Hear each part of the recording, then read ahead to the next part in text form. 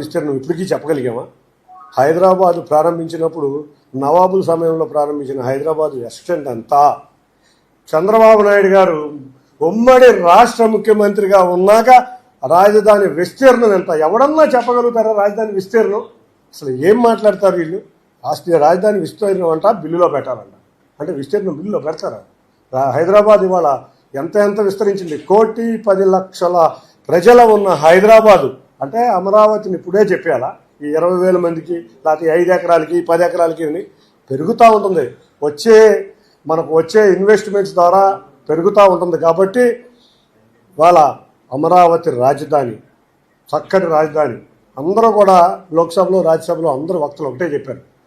అన్నిటికన్నా గొప్ప విషయం ఇంకోటి కూడా ఉంది. లోక్సభ రాజ్యసభలో అమరావతి రాజధాని దేశం గర్వించే విధంగా ప్రపంచవ్యాప్తిగా ఉన్న మంచి నగరాల్లో ఒకటి కాబోతుందని అందరూ కూడా ఆ రోజు వ్యాఖ్యానించడమే కాకుండా ఆశీర్వదించారు.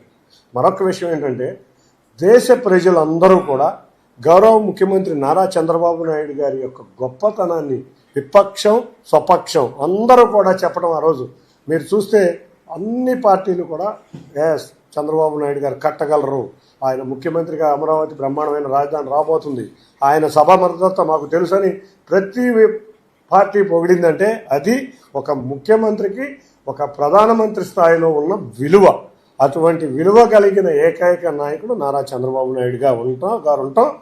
అమరావతికి ఏదన్నా బ్రాండ్ ఉందంటే అది బ్రాండ్, ఆంధ్రప్రదేశ్కి ఏదన్నా బ్రాండ్ ఉందంటే అది బ్రాండ్ చంద్రబాబు నాయుడు గారుగా మేము చాలా సమావేశాల్లో ఢిల్లీలో గుర్తించడం జరిగింది. ఇక ప్రతిపక్ష నేత ప్రెస్ మీట్ చూస్తే ఒక అమరావతిని అవహేళన చేసేటట్టు, ఒక రాజధానిని అవహేళన చేసేటట్టు, ఒక కామెడీ పీస్ లాగా రాజధాని చేసేటట్టు, అంతేకాకుండా ఎక్కడో సౌత్ ఆఫ్రికాలోనూ లేకపోతే సౌత్ అమెరికాలోనూ కూడా పెట్టలేని పేరు తిరగని పేర్లు. ఆ పేర్లు కూడా చూస్తే ఒక కపటి నాటకం దాంట్లో దాగింది. ఆ కపటి నాటకం ఏంటంటే వాళ్ళు అమరావతి పేరుని అపహాస్యం చేసే విధంగా మావి గన్ అంట. అసలు చూస్తే ఇంతకన్నా దారుణమైన పరిస్థితి ఏమైనా ఉందా? ఒక ఢిల్లీ పేరుంటే ఒక వైబ్రేషన్ వస్తుంది, ఒక హైదరాబాద్ పేరుంటే ఒక వైబ్రేషన్ వస్తుంది, ఒక ముంబై పేరుంటే ఒక వైబ్రేషన్ వస్తుంది, ఒక వైజాగ్ అంటే ఒక వైబ్రేషన్ వస్తుంది, ఒక మచిలీపట్నం అంటే ఒక వైబ్రేషన్ ఉంది, గుంటూరు అంటే ఒక వైబ్రేషన్. అన్నిటికన్నా నేను ఉండే విజయవాడ అంటే అదొక విజయవాడే ఒక వైబ్రెంట్ సిటీ. ఇటువంటి చక్కటి పేర్లు ఉన్న నగరాల్లో ఉంటే అమరావతికి ఒక అపహాస్యం చేసే పేరుని ఇచ్చావు అంటే నీ చరిత్ర ఎంత హీనంగా ఉందో ఇవాళ ఆంధ్రప్రదేశ్ ప్రజలకు అర్థమవుతుంది. మేమందరం కూడా పేరుతో సహా నగరాన్ని గొప్ప నగరంగా భావించాలని కలిసాం. అటువంటి నగరాన్ని నువ్వు అపహాస్యం చేసేటట్టు నువ్వు పెట్టి పేరును కూడా ఒక కామెడీ పీస్ చేస్తున్నావంటే నీకున్న క్రెడిబిలిటీ అర్థమవుతుంది. అందరికీ ఒకటే గుర్తుంచుకోవాలి, మళ్ళీ మాయనాటకాలు మళ్ళీ మొదలైంది. మావి గన్ అంటే అసలు మావి గన్ అంటే ఏంటి? మచిలీపట్నం, విజయవాడ, గుంటూరా? మరి అమరావతి రాజధాని ఎక్కడుంది? నాకు అర్థం కావట్లా. ఇవాళ సిఆర్డిఏ రీజన్ మొత్తం అమరావతి రాజధాని కింద నోటిఫై అయ్యింది. విజయవాడ ఎక్కడ ఉంది? సిఆర్డీఏలో ఉంది. గుంటూరు ఎక్కడ ఉంది? సిఆర్డీఏలో ఉంది. బందర్ బోర్డర్ వరకు కూడా సిఆర్డీఏ రీజనే ఉంది. నందిగామ విజయవాడలో ఉంది, సిఆర్డీఏలో ఉంది. అంటే అమరావతిలో ఉన్నట్టే. తెనాలి సిఆర్డీఏలో అమరావతిలో ఉంది, మంగళగిరి అమరావతిలో ఉంది. అంటే ఇంత విస్తీర్ణమైన నగరంలో సుమారు మచిలీపట్నం దగ్గరికి కూడా మేము వెళ్ళి క్యాపిటల్ని సిఆర్డీఏ రీజన్ని తీసుకొస్తే నువ్వు మళ్ళీ కాపటదారు విజయవాడకి ఏదో చేద్దామన్నట్టు, గుంటూరుకి ఏదో చేద్దామన్నట్టు. మేము ఉన్నాం ఆల్రెడీ క్యాపిటల్లో. నీకు అసలు ముఖ్యమంత్రి చేసావయ్యా నువ్వు. అసలు సిఆర్డీ రీజన్ లిమిటే తెలియపోతే అట నాకు అర్థం కావట్లా. సిఆర్డీఏ రీజన్ లిమిటే మచిలీపట్నం వరకు ఉంది, సిఆర్డీఏ రీజన్ లిమిటే గుంటూరు దాటి ఉంది, సిఆర్డీఏ మధ్యలో విజయవాడ నగరం ఉంది. ఇంకా కావాల్సింది ఏముంది? విజయవాడ నగరం ఒక విశిష్టత ఏంటంటే నీ పార్టీని ఏ రోజు కూడా విజయవాడ నగరానికి మా వాళ్ళకి అందరికీ అర్థమయ్యే ఉంది. కాబట్టి మా ప్రజలందరూ కూడా ఏ రోజు నీకు ఇక్కడ ఒక లోక్సభ సభ్యత్వం కూడా ఇచ్చే పరిస్థితిలో ఈ నగరం లేదు. నువ్వు దొంగ నాటకాలు ఆపుమని కోరుకుంటూ ఇవాళ చిలక పలుకులు పలుకుతున్నారు కొంతమంది జగన్ శిష్యులు. చిలక పలుకులు వెనక వాళ్ళ బాధ మా అందరికీ తెలుసు. పార్లమెంటు వేదికగా ఏం జరిగిందో మాకు తెలుసు. వాళ్ళ పార్లమెంటు సభ్యులు మా దగ్గరికి వచ్చి చాలా బాధను వ్యక్తం చేశారు. వాళ్ళ అమరావతి వల్ల ఇబ్బంది పడుతున్నాం, మావిగన్ అని మా వాడు మళ్ళీ ఒక కామెడీ తీసేసారని చెప్పి ఇబ్బంది పడుతున్నారు.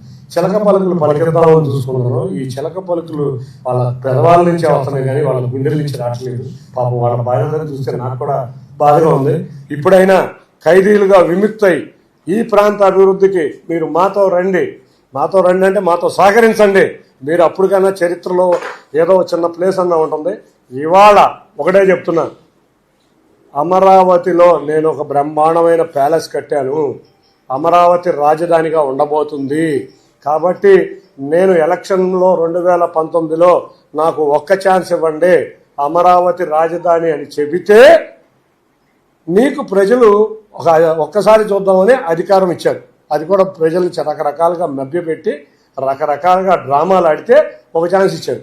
నువ్వు 3 రాజధానులు అనగానే మేము 2024 ఎలక్షన్స్కి విశాఖపట్నం శ్రీకాకుళం నుంచి అనంతపూర్ వరకు అమరావతి రాజధానిగా ఉండబోతుందని ఎలక్షన్లో ఇస్తే కూటమి ప్రభుత్వానికి 94% స్ట్రైక్ రేట్ ఇచ్చారు. నువ్వు 3 రాజధానులు అంటే జగన్ రెడ్డి 11 రెడ్డి అయ్యాడు. ఇప్పుడు అమరావతిని వ్యతిరేకించటం వల్ల ఈ జగన్ రెడ్డి 11 రెడ్డి 3 రాజధానుల వల్ల అయ్యాడు. అదే 11 రెడ్డి 0 రెడ్డి కాబోతున్నాడు. ఇవాళ చరిత్రహీనుడు కాబోతున్నాడు. కాబట్టి ప్రజలందరూ నీ మీద వ్యతిరేకతతో ఉన్నారు. మీరు మావిగన్నని జనాల్లోకి వస్తే ఇవాళ ప్రజలు మీకు శాస్తి చేస్తారు. ఇవాళ దీన్ని ఘంటాపదంగా చెబుతున్నా. ఇంకొకటి, మీడియా హౌసుల మీద ధర్నాలు చేపించి నువ్వు టాపిక్ డైవర్ట్ చేద్దామని అనుకుంటున్నావేమో. నీ చరిత్ర ప్రజల దగ్గర ఉన్నది. నువ్వు ఇటువంటి ఏ కార్యక్రమం చేసినా ఊరుకోం. కాబట్టి వాళ్ళ ముఖ్యంగా గౌరవ ప్రధానమంత్రి నరేంద్ర మోడీ గారు, హోంమంత్రి అమిత్ షా గారు బిల్లును ప్రవేశపెట్టి డబుల్ ఇంజన్ సర్కార్ కమిట్మెంట్ ఏంటో మనకి అర్థమయ్యే విధంగా చేశాం. ఎవరొచ్చినా ఇవాళ పార్లమెంట్లో పాస్ అయిన బిల్లుని రేపు అసెంబ్లీలో ఎవరొచ్చినా అసెంబ్లీలో ఏమీ చేయగలలేరని తెలిసి కూడా కొత్త నాటకం మొదలుపెట్టాం.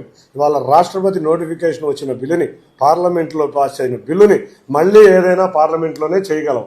ఈ వల్ల ఇంకొక 30 సంవత్సరాలు కూడా ఇదే డబుల్ ఇంజన్ సర్కార్ అధికారంలో ఉండబోతుంది. జీవితంలో జగన్ రెడ్డి అనే వ్యక్తి 0 రెడ్డిగా ఇవాళ అతని పార్టీ యొక్క చరిత్ర ముగియబోతుందని తెలియజేసుకుంటూ, ఈ పోరాటంలో మీరందరూ పాత్రికేయ సోదరులందరూ కూడా 2019 నుంచి 24 వరకు అన్ని మీడియా హౌసులు, ఒక్క సాక్షి తప్పితే అన్ని మీడియా హౌసులు కూడా పోరాడి, దీంట్లో ఒకళ్ళిద్దరు పోరాడలేదేమో కానీ పోరాడిన వ్యక్తులు మీరందరూ కలిసి, మనమందరం కలిసి అమరావతి రైతుల యొక్క త్యాగం, అంతేకాకుండా గౌరవ ముఖ్యమంత్రి గారి యొక్క కమిట్మెంట్, గౌరవ పవన్ కళ్యాణ్ గారి యొక్క కమిట్మెంట్, మా యువ నాయకుడైతే నారా లోకేష్ గారు అయితే అమరావతి బిల్లుని పార్లమెంట్లో పాస్ అయ్యేదాకా, గత పాదయాత్ర నుంచి చెప్తున్నారు అమరావతి రాజధానిని పాస్ అయ్యేదాకా ఆయన చివరి క్షణం వరకు ఉన్నారు. మీ అందరికీ, ముఖ్యంగా ఆంధ్రప్రదేశ్ ప్రజలకి అందరికీ కూడా ఈ శుభదినం రోజున శుభాకాంక్షలు, ధన్యవాదాలు తెలుపుకుంటున్నాను. Thank you.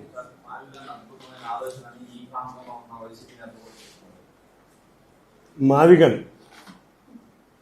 విజయవాడ క్యాపిటల్లో ఉంది, గుంటూరు క్యాపిటల్లో ఉంది. మావిగన్కి అర్థం ఏంటో తెలియదు. మేమందరం కూడా ఒకటే అంటున్నాం, మా పేరు నుంచి అడగొట్టదు. మాకు విజయవాడ అంటే ఒక వైబ్రెంట్, గుంటూరు అంటే ఒక వైబ్రెంట్. అమరావతి ప్రాంతంలో గుడివాడ, విజయవాడ, గుంటూరు వంటి ప్రాంతాలన్నీ ఈ అమరావతి దానిలో భాగం.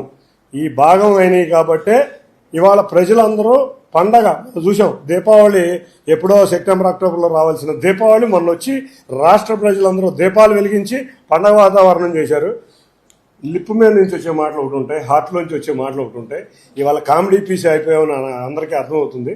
ఈ మధ్య ఇందాక కూడా చెప్పాను, పాపం ప్రజలు చాలా సీరియస్గా చంద్రబాబు నాయుడు గారు వచ్చారు, మన పిల్లల భవిష్యత్తు బాగుండాలని, పిల్లలేమో చదువుకుంటున్నారు, ప్రజలేమో వ్యాపారాలు చేసుకుంటున్నారు, రైతులేమో వ్యవసాయం చేసుకుంటున్నారు. సీరియస్నెస్ ఉంది.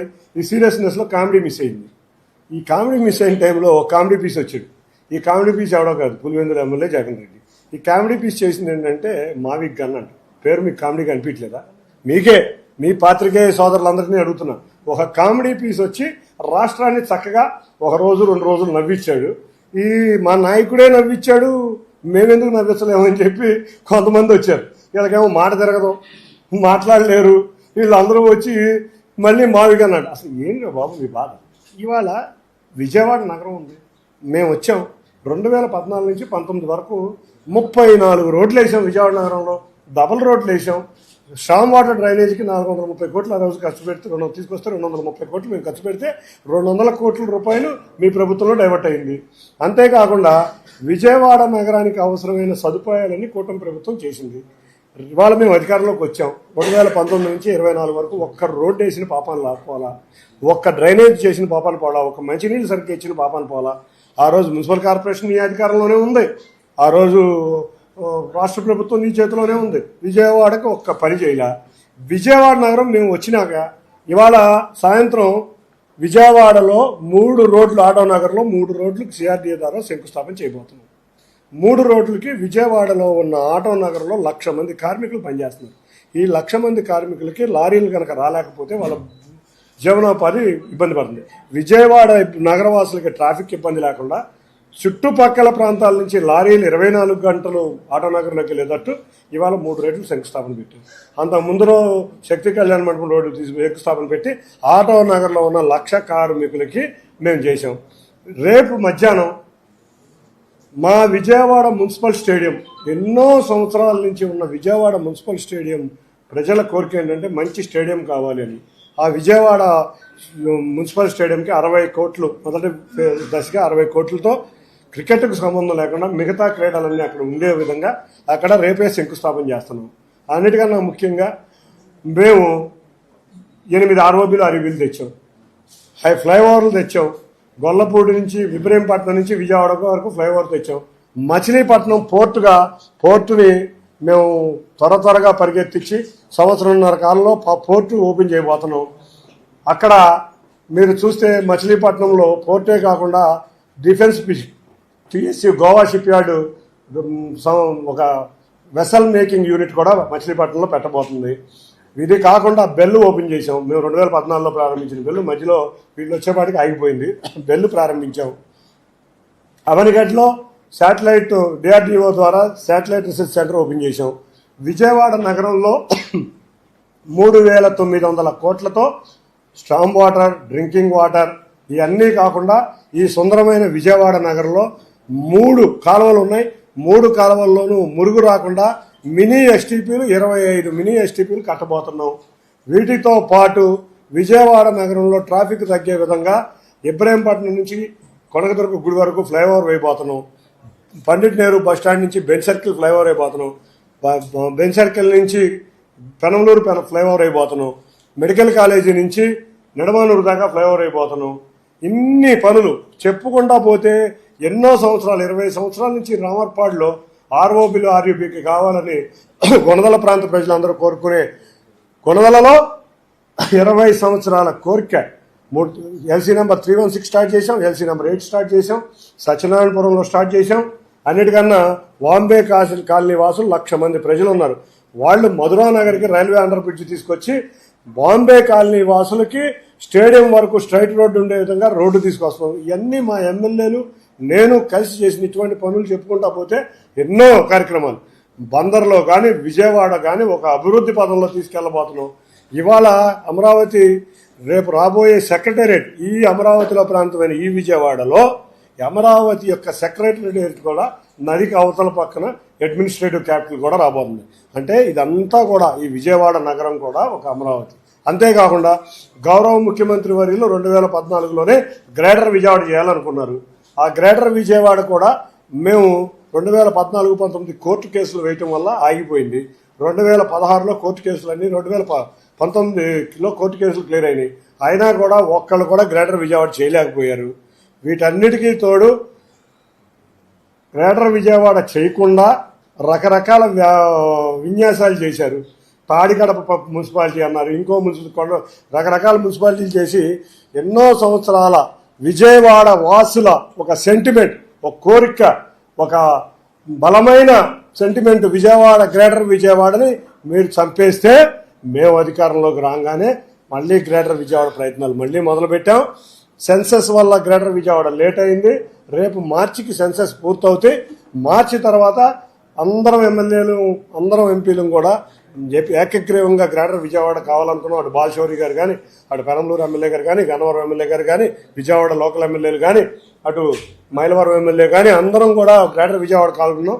కాబట్టి విజయవాడ నగర వాసుల కోరిక గ్రేటర్ విజయవాడ కూడా తీర్చబోతున్నాం. విజయవాడకి ఒక వైబ్రేషన్, ఆఖరికి విజయవాడ ఉత్సవం కూడా చేశాం. విజయవాడని ఒక వైబ్రేషన్ తీసుకొచ్చిన పార్టీ, విజయవాడని ఒక తీసుకొచ్చింది ఏదన్నా ఉంటే ఈ కూటమి ప్రభుత్వం అని గంటాపదంగా సగర్వంగా ఒక విజయవాడ వాసిగా సగర్వంగా ఫీల్ అవుతుంది.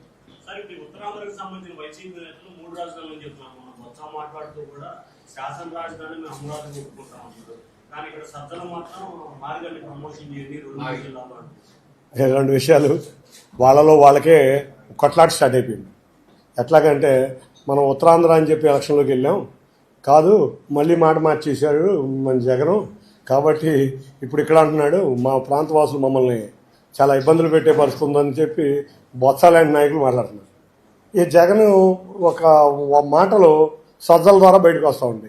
ఈ ప్రాంతంలో ఈ ప్రాంత ప్రజలు కొట్టుకునేటట్టు చేద్దాం, అక్కడ ట్రై చేసాం, ఎలక్షన్ ముందు వెళ్ళి 3 రాజధానులని ప్రజలు కొట్టుకుందామని చేస్తే విశాఖపట్నంలో ప్రజలు ఏం చేశారంటే రాష్ట్ర చరిత్రలోనే ఒక 5,40,000తో ఒక భారీ మెజారిటీతో ఒక ఎంపీని గెలిపించారు. అంతేకాకుండా 93,000 మెజారిటీతో మా అధ్యక్షుడు పల్లా శ్రీనివాసన్ గెలిపించారు. అంటే వాళ్ళు అంత వ్యతిరేకంగా 3 రాజధానుల మీద గంటాపదంగా వాళ్ళు చెప్పారు. మేము అక్కడికి వెళ్ళి వైజాగ్ వెళ్ళి కూడా మేము చెప్పింది ఏంటంటే అమరావతి మా రాజధాని అన్నాం. కాబట్టి మేము మా స్టాండ్ క్లియర్. వాళ్ళు ఏంటంటే ఒకళ్ళు రాయలసీమగా అంటారు, ఒకళ్ళు ఇది అంటారు. కానీ అన్ని ప్రాంతాలు అనంతపూర్లో కూడా మేము చెప్పాం. వాళ్ళు అనంతపూర్లో కూడా అన్ని సీట్లు గెలిచిన పార్టీ మా పార్టీ. అంటే ముక్త ఖండంతో ప్రజలందరూ అమరావతి కావాలనుకున్నారు. మేము కూడా ఒకటే ఆలోచించండి, మేము హైదరాబాద్ లాంటి రాజధాని మేము కోరుకోవటంలా, మేము డైవర్సిఫికేషన్ ఆఫ్ డెవలప్మెంట్ మేము కోరుకుంటున్నాం. మేము విశాఖపట్నంలో పరిశ్రమలు విశాఖపట్నంలో, తిరుపతిలో పరిశ్రమలు తిరుపతిలో, అనంతపూర్లో, కర్నూలులో పెట్టబోతున్నాం. మీరు చూస్తే ఒక ఐటీ హబ్గా, ఒక ఏఐ డేటా సెంటర్ హబ్గా, ఒక స్టీల్ ప్లాంట్లు ఇవన్నీ విశాఖపట్నానికి తీసుకురాబోతున్నాం. ఆటోమొబైల్ ఇండస్ట్రీ చిత్తూరుకు తీసుకురాబోతున్నాం, చిత్తూరు, నెల్లూరు. ఒక ఎలక్ట్రానిక్ ఇండస్ట్రీ, ఒక డిఫెన్స్ క్లస్టరు అనంతపూర్కి తీసుకురాబోతున్నాం. ఒక ఏరోస్పేస్ ఇండస్ట్రీ, ఒక డ్రోన్ సిటీ, ఒక సోలార్ పార్కులు కర్నూలు తీసుకురాబోతున్నాం. త్వరలో చంద్రబాబు నాయుడు గారు చెప్పిన కర్నూలు బెంచ్ కూడా చేసి చూపిస్తామని తెలియజేసుకుంటున్నాం. Thank you.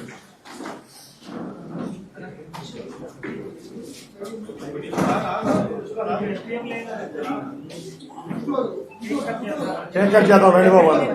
జర్నలిస్ట్ సార్ రండి.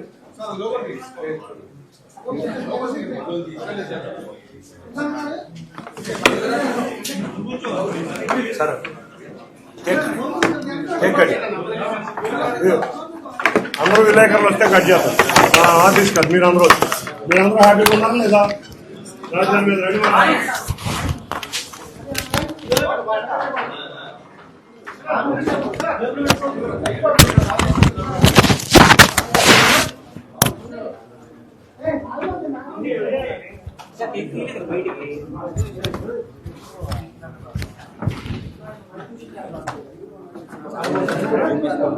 అమరావతి మీద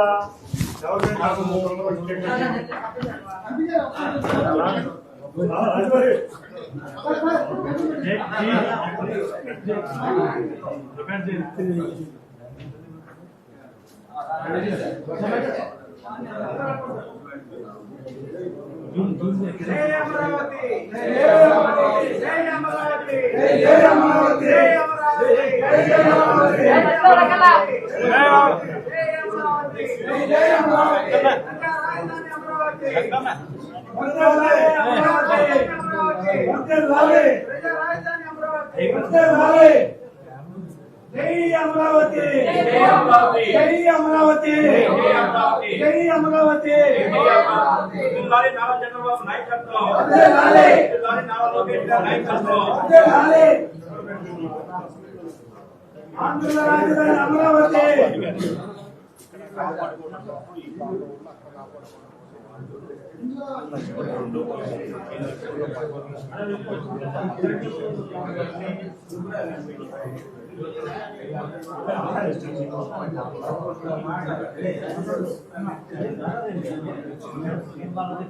మీడియా మిత్రులందరూ కూడా నమస్కారాలు.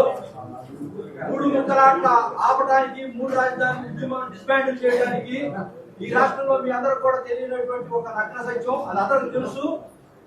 కేసీఆర్ శివరాజ్ చిన్ని గారు ఎలక్షన్స్ ముందు చేసేటువంటి ప్రక్రియలో భాగంగా నేను చేస్తున్నటువంటి మూడు రాజధాని ఉద్యమాన్ని ఒప్పించి మెప్పించి దాన్ని డిస్మాండిల్ చేసినటువంటి ఏకైక వ్యక్తి కేసీఆర్ శివరాజ్ చిన్ని గారు. అదేవిధంగా లోకేష్ గారి దగ్గర తీసుకెళ్లి, చంద్రబాబు నాయుడు గారి దగ్గర తీసుకెళ్లి ఒప్పించి ఇండైరెక్ట్ గా ఒక రాజధాని అనేటువంటి దాన్ని బలపరిచి ఈ రోజున ఇంత సగౌరవంగా రాష్ట్రపతి ఆమోదముద్రేసి గజెట్ చేయడానికి కారణం because of my leader is only the man to strive and drive